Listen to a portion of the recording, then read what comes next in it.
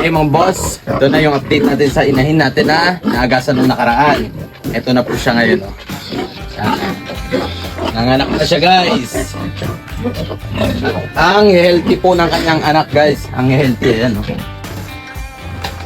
Ito po ay pa 2 days old ngayon. Babae. Itong isa na to. So dito guys, ito po yung nakaraan na nag-agas ng almost 15 yung anak na inagas niya. Ngayon naman po, bumawi siya, manak siya ngayon ng 11 heads. Yan. Ito po ang kanyang mga anak ngayon. At ang ginawa po natin guys, yan. Kinapo na po kagad natin. Habang bata pa. Yan. 1 day old guys. Kinapo natin. Sumubok tayo ng pagkakapon ng 1 day old. Yan.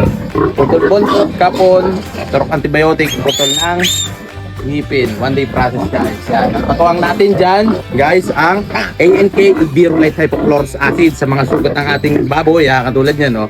Yan, sa sugat ng mga biik natin na yan. Ito po ang ating katuwang dyan. Para hindi po sila magkasakit, di tamaan ng virus at mga bakterya. Ito po ang ginagamit natin disinfection guys. Para protektado ang ating mga alagang biik at ang ating mga alagang baboy. Yan. Kaya guys, makikita nyo, napaka-healthy po ng ating 2 days old na biik na kapon na. Yan. Portado po yan ng ANK Ibirolite Hypochlorous Acid. Guys, kung gusto nyo rin po ng ANK Ibirolite Hypochlorous Acid, nandiyan lang po sa comment section ng link. Click the yellow basket. Okay?